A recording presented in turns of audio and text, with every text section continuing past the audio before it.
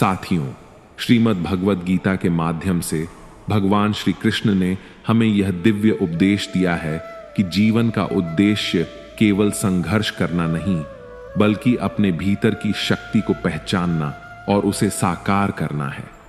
जब हम अकेले होते हैं, तब हम अपने वास्तविक स्वभाव को जान पाते हैं। हम समझ पाते हैं कि भाग्य को अपने कर्मों से ही आकार दिया जाता है। यही कारण है कि गीता में श्री कृष्ण कहते हैं, तुम केवल कर्म करो, फल की चिंता मत करो। जीवन में कर्म करना, अपनी जिम्मेदारी निभाना, यही हमारा धर्म है। और जब हम जीवन की राह पर अकेले होते हैं, तो यह संदेश और भी महत्वपूर्ण हो जाता है। श्री कृष्ण का यह उपदेश हमें यह सिखाता है कि हमें किसी भी स्थिति में अपने कर्तव्य से विमुख नहीं होना चाहिए, चाहे हालात जैसे भी हों। भगवान श्री कृष्ण ने अर्जुन से कहा था, तुम्हारे पास जितनी शक्ति है, उतनी ही शक्ति तुम्हारे भीतर भी है। महाभारत के युद्ध के समय अर्जुन की स्थिति से हम सब अच्छी तरह से परिचित हैं।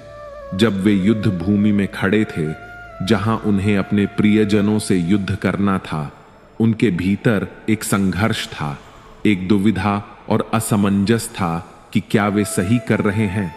अर्जुन एक योद्धा के रूप में अपनी ताकत और सामर्थ्य से विमुख हो गए थे।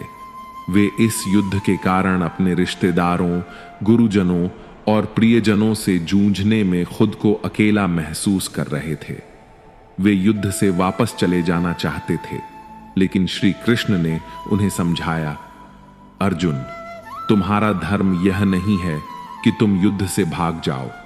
तुम्हारा धर्म यह है कि तुम अपने कर्तव्य को निभाओ, चाहे इसके लिए तुम्हें सबके सम्मुख अकेले ही क्यों ना खड़ा होना पड़े।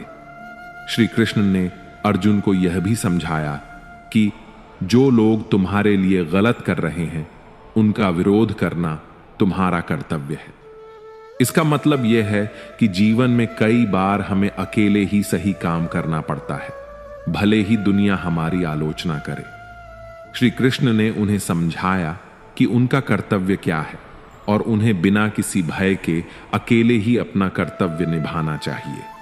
यह बात हमारे जीवन के लिए बहुत बड़ी शिक्षा है। जीवन की जंग हम सबको अकेले ही लड़नी होती है। परिवार और दोस्तों का साथ जरूर मिलता है, लेकिन अंततः हर इंसान को अपनी खुद की यात्रा अकेले ही तय करनी होती है। इसलिए श्री कृष्ण इस सत्य को भी उजागर करते हैं कि तुम इस संसार में खाली हाथ और अकेले ही आए थे, और जब इस संसार से जाओगे तब भी खाली हाथ और अकेले ही जाओगे। श्री कृष्ण कहते हैं, तुम्हारा समय चाहे कितना भी बुरा क्यों ना हो, तुम इस बात पर सदैव भरोसा रखना कि ईश्वर ने तुम्हारे लिए कुछ अच्छा ही सोचा होगा। समझदार इंसान वह नहीं जो ईंट का जवाब पत्थर से दे। समझदार इंसान तो वह है जो परिस्थिति को समझकर सही कदम उठाए। जिंदगी की सुंदरता इस बात में नहीं है कि आप जिंदगी में कितना खुश रहते हैं, बल्कि इस बात में है कि कितने लोग आपकी वजह से खुश रहते हैं। दुनिया में सबसे ताकतवर इंसान वही होता है जो धोखा खाकर भी दूसरों की मदद करना नहीं छोड़ता। हम सभी के जीवन में ऐसे क्षण आते हैं जब हमें अकेले ही फैसले लेने पड़ते हैं, अपने रास्ते पर अकेले ही चलना पड़ता है। भगवान श्री कृष्ण ने हमें यह नहीं कहा कि जीवन में हमेशा हमें भीड़ का साथ चाहिए।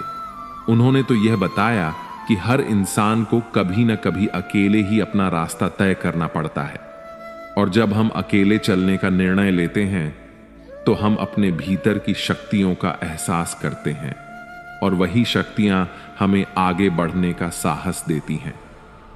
श्री कृष्ण ने अर्जुन को यह समझाया कि जीवन में कभी कभी हमें अकेले ही अपने कर्तव्य को निभाना पड़ता है, भले ही उस रास्ते पर कोई और हमारे साथ हो या ना हो। अर्जुन को यह संदेश दिया गया कि कभी कभी हमें अपनी आंतरिक शक्ति को पहचानने के लिए अकेले चलने की आवश्यकता होती है। यही वह मोड़ था जब अर्जुन ने श्री कृष्ण से कहा, हे कृष्ण, आपकी बातों को सुनकर मेरे मन में हलचल मच रही है और मैं भ्रमित हो रहा हूं, और तब श्री कृष्ण ने उन्हें बताया, जो तुम्हारे साथ है वह तुम्हारे भीतर है, तुम्हें केवल उसे पहचानने की जरूरत है। यह संदेश हमें यह सिखाता है कि अकेले चलना हमारे भीतर की शक्ति और आत्मविश्वास को उजागर करता है। जीवन में बहुत बार ऐसा होता है जब हमारे रास्ते पर कोई हमारे साथ नहीं होता, लेकिन क्या वह अकेलापन हमें कमजोर करता है? बिल्कुल नहीं, बल्कि वही अकेलापन हमें अपने वास्तविक अस्तित्व से जोड़ता है, हमें आत्मनिर्भर बनाता है और यही हमारी सबसे बड़ी ताकत बनता है। भगवान श्री कृष्ण ने गीता में यह भी कहा, सभी कार्यों का एक उद्देश्य होता है, लेकिन उस उद्देश्य को पाना केवल तुम्हारे कर्मों पर निर्भर है। जब हम अकेले होते हैं तो हमें अपने रास्ते पर आगे बढ़ने का साहस मिलता है। कई बार समाज, परिवार या दोस्त हमारे फैसलों का विरोध करते हैं, लेकिन जो लोग अपने उद्देश्य में विश्वास रखते हैं वही अपने रास्ते पर अकेले भी चलते हैं। जब हमारे पास किसी का साथ नहीं होता तो यही समय होता है जब हम अपने असली आत्म को पहचान सकते हैं। भगवान श्री कृष्ण के अनुसार जो कर्म आप करते हैं वही आपके जीवन को आकार देता है।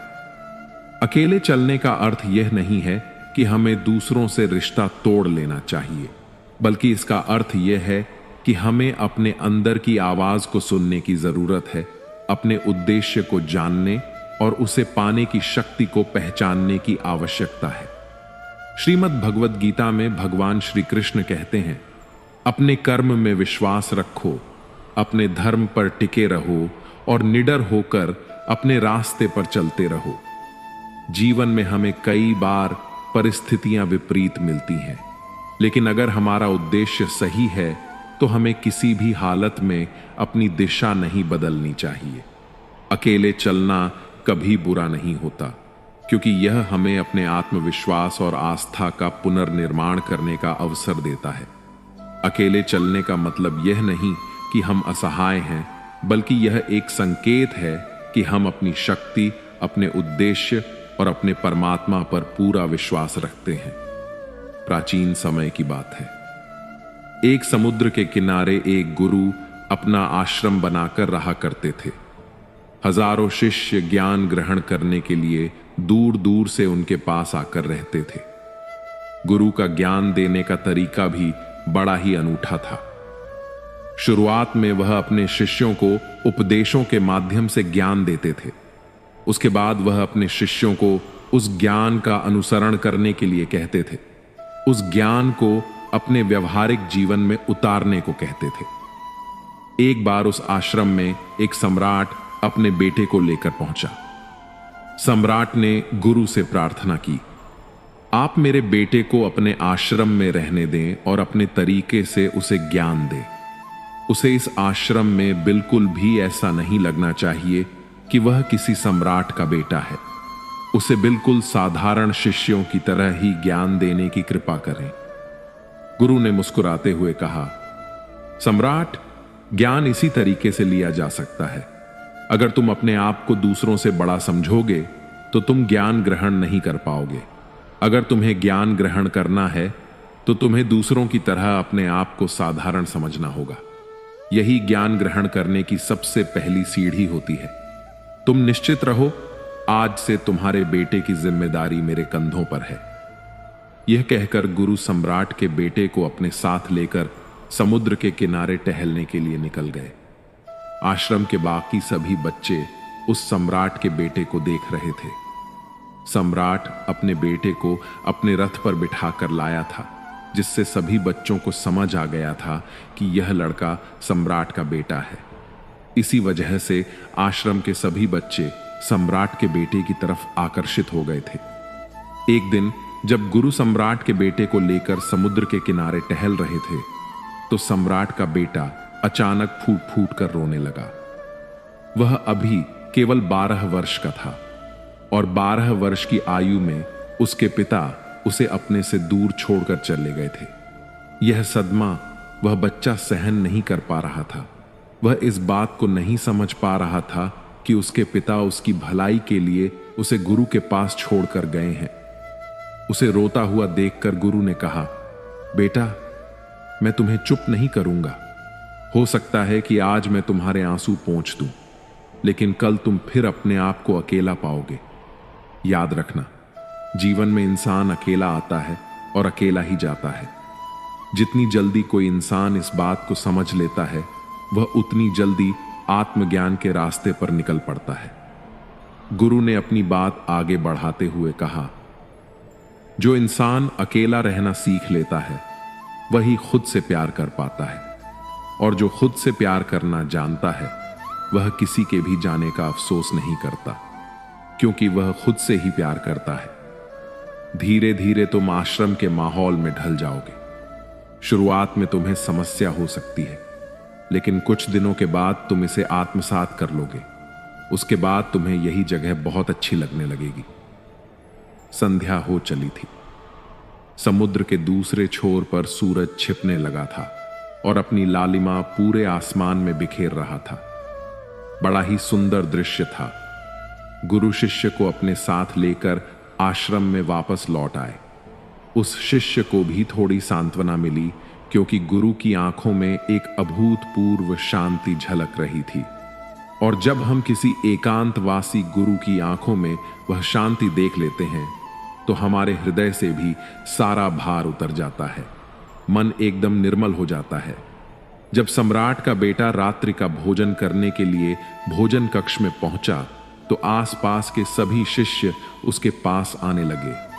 उन सभी को पता था कि यह सम्राट का बेटा है, और अगर हम इससे दोस्ती कर लेते हैं तो उससे हमारा बहुत लाभ होने वाला है।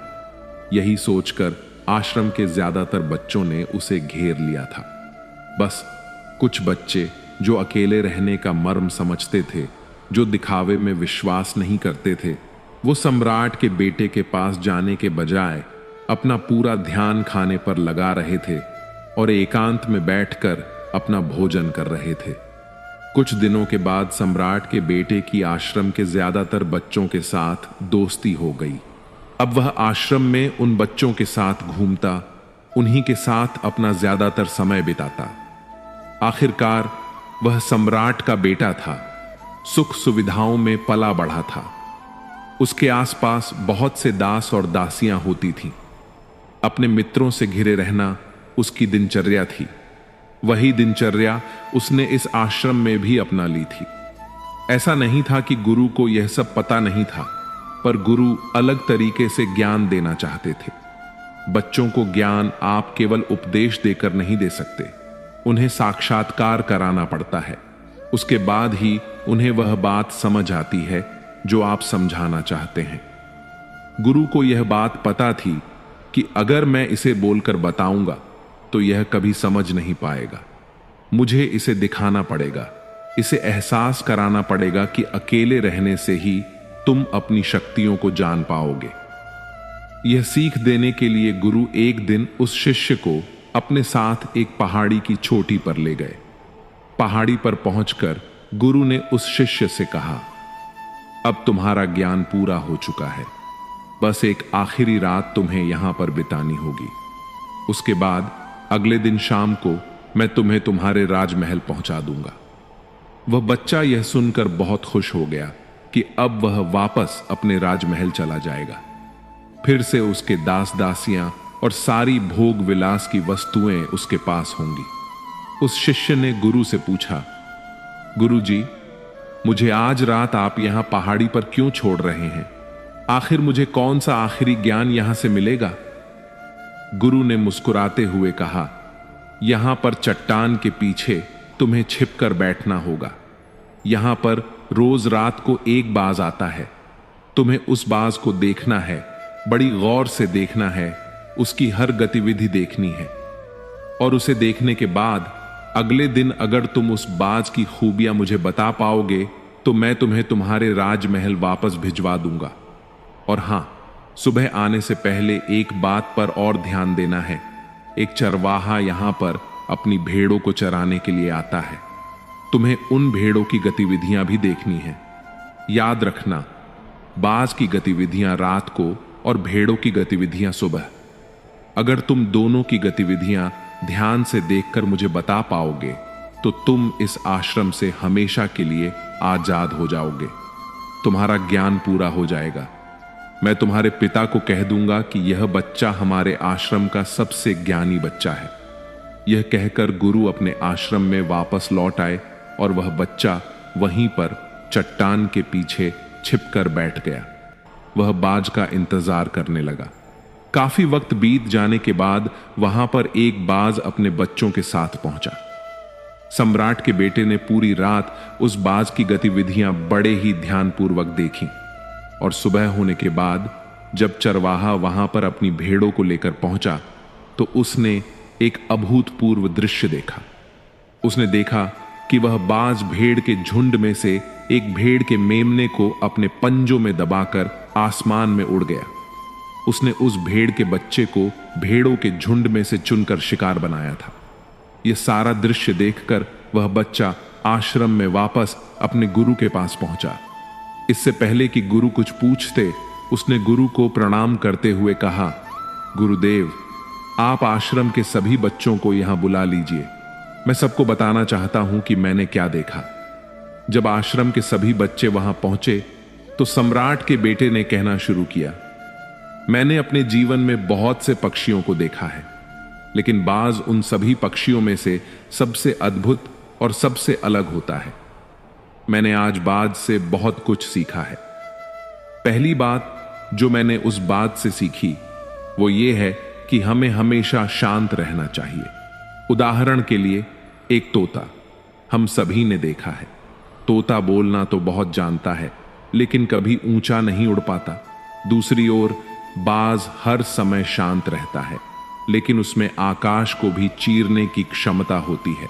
जब वह एक बार अपने शिकार को निश्चित कर लेता है तो उसकी नजरें उसी पर टिक जाती हैं, चाहे वह कितनी भी ऊंचाई पर क्यों ना हो या कितना भी बड़ा तूफान क्यों ना आ जाए, लेकिन बाज की नजर हमेशा अपने लक्ष्य पर स्थिर रहती है। दूसरी बात जो मैंने उस बाज से सीखी वो है एक ही लक्ष्य पर ध्यान केंद्रित करना।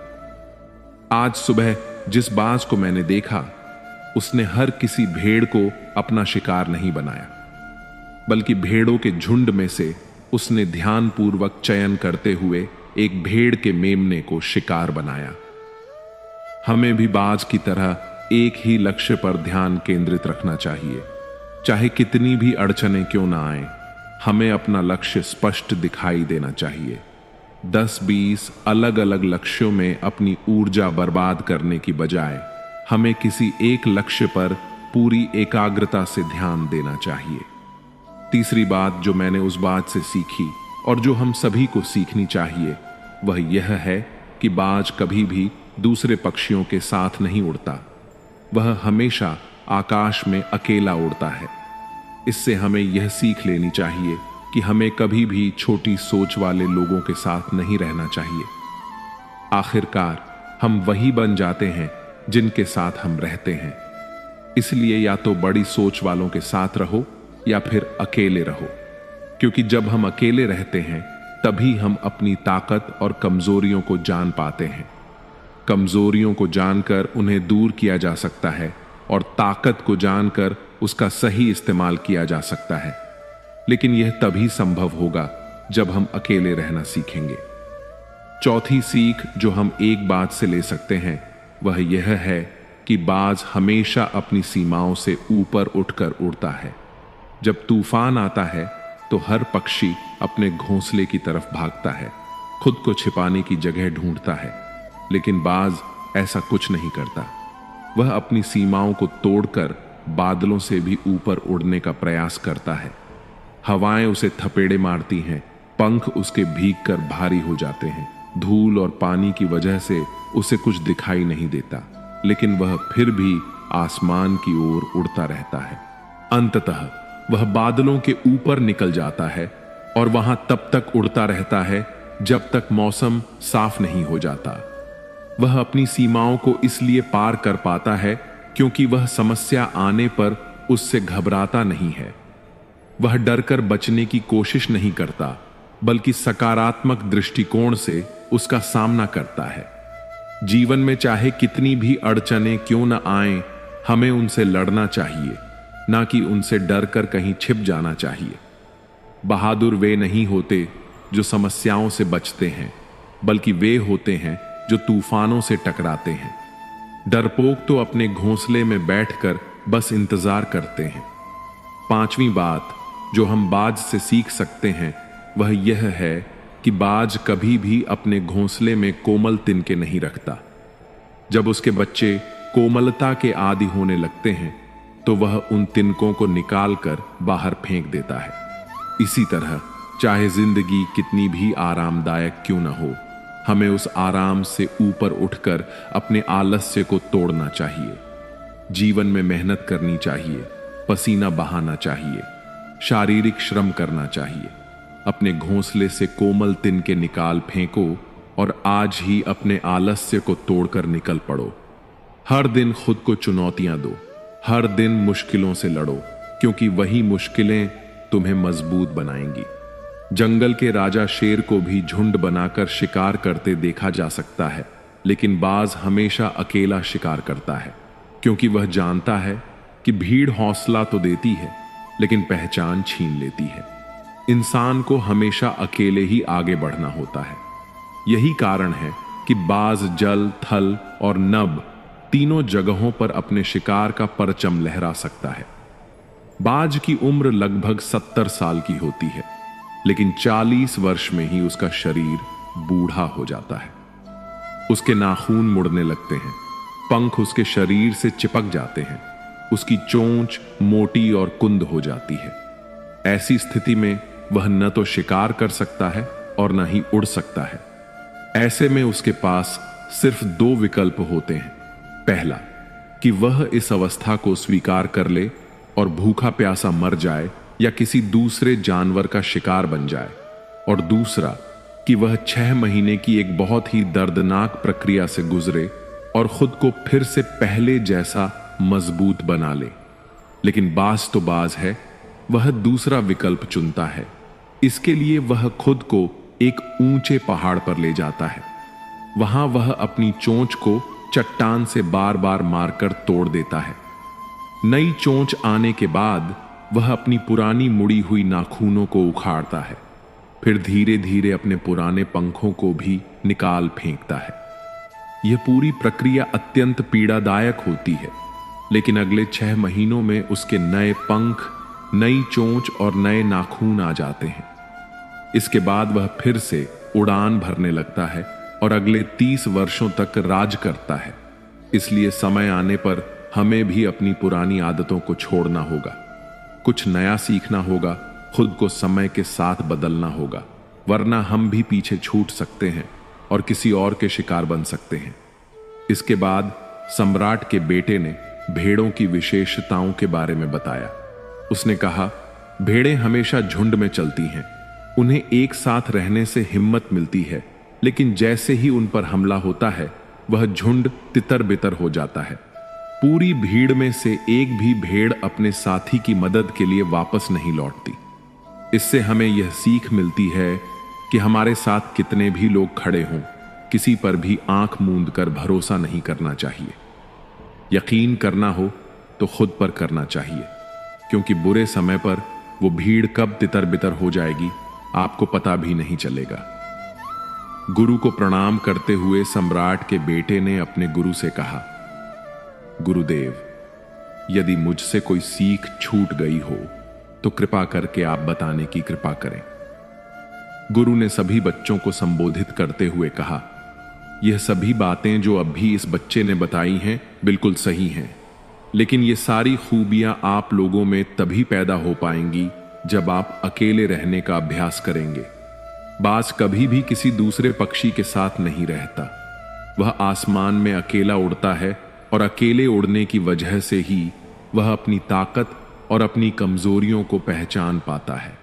गुरु बोले, पुत्र, मुझे प्रसन्नता है कि आज तुम्हारी शिक्षा पूर्ण हुई। अब तुम अपने पिता के पास लौट सकते हो। गुरु ने उसके सिर पर हाथ रखा और कहा, आज से तुम सिर्फ एक सम्राट का पुत्र नहीं, बल्कि एक ज्ञानी व्यक्ति हो। यही वह क्षण है जिसका मैं इतने समय से इंतजार कर रहा था। सम्राट का बेटा आश्रम से लौटते समय महल की ओर नहीं बल्कि अपने भीतर की ओर जा रहा था।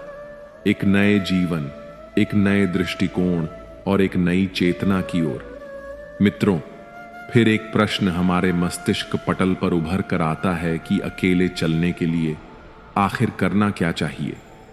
श्री कृष्ण ने भगवद गीता में कहा, जो अपने कर्मों से संतुष्ट है वही आत्म साक्षात्कार को प्राप्त करता है।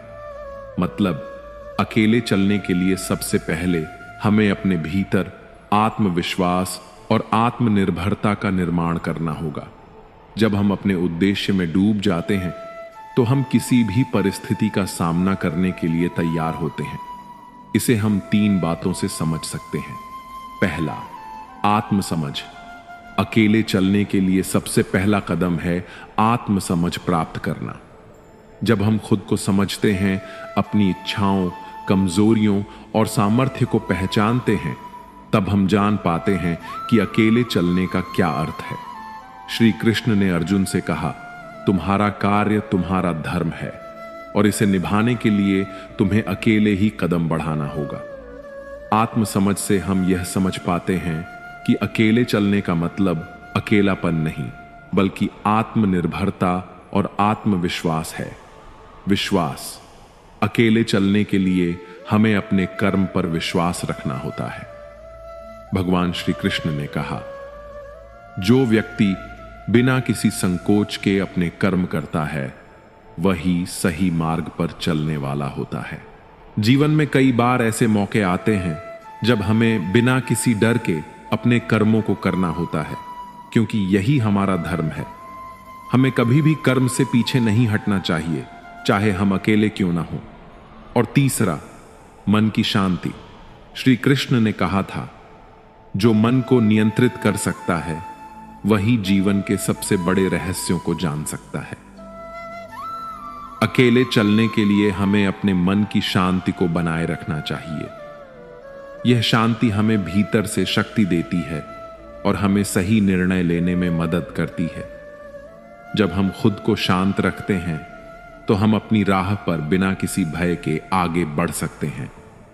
मित्रों, अकेले चलने का सबसे बड़ा लाभ यह है कि हम अपने जीवन के उद्देश्य को पहचान सकते हैं। भगवान श्री कृष्ण ने गीता में कहा, जब आप अपने उद्देश्य में पूरी तरह से समर्पित होते हैं तब भगवान स्वयं आपकी सहायता करते हैं। जब हम अकेले होते हैं तो हम अपने उद्देश्य के प्रति पूरी तरह से समर्पित हो सकते हैं और यही समर्पण हमें जीवन की असली ताकत का एहसास कराता है। एक बार की बात है, एक छोटे से गांव में एक युवा लड़का रहता था जिसका नाम पौरुष था। पौरुष बहुत मेहनती था, लेकिन गांव वाले हमेशा उसकी हंसी उड़ाते थे। वे कहते थे, तुम अकेले क्या कर सकते हो? तुम्हारे पास संसाधन नहीं है, तुम्हारे पास कोई सहारा नहीं है, तुम कभी सफल नहीं हो सकते। पौरुष का दिल टूट जाता था, लेकिन फिर भी वह हार मानने वाला नहीं था। उसकी आत्मा में कुछ विशेष था जिसे उसने महसूस किया था। वह दिन रात कड़ी मेहनत करता रहा। उसे भगवान श्री कृष्ण की सीख याद आती, कर्म करो, फल की चिंता मत करो। पौरुष जानता था कि उसका मार्ग कठिन होगा, लेकिन उसे विश्वास था कि अंत में उसकी मेहनत का फल मिलेगा। पौरुष जिस गांव में रहता था, उस गांव के पास एक बड़ी नदी थी और उस नदी के दूसरी तरफ जंगल में एक प्राचीन कृष्ण मंदिर था। ऐसी मान्यता थी कि जो कोई भी पैदल नदी पार करके उस मंदिर में भगवान के दर्शन करता है, उसकी सभी मनोकामनाएं पूरी हो जाती हैं। एक दिन पौरुष ने नदी को पार करके उस मंदिर में जाने का फैसला किया। गांव वाले उसे समझाने आए, तुम अकेले नदी पार करने का सोच रहे हो, यह तुम्हारे बस का नहीं है। लेकिन पौरुष ने उनकी बातों को नजरअंदाज किया। नदी के किनारे खड़ा होकर उसने गहरी सांस ली और भगवान श्री कृष्ण से एक छोटी सी प्रार्थना की, हे प्रभु, मुझे इस यात्रा में अकेले चलने की शक्ति दो और मुझे सही दिशा दिखाओ। पौरुष ने नदी के बहाव के खिलाफ चलने का संकल्प लिया। शुरुआत में उसकी चाल धीमी थी, लेकिन धीरे धीरे वह अपने मार्ग पर दृढ़ता से बढ़ता गया। बीच में कई मुश्किलें आईं, लेकिन उसने हार नहीं मानी।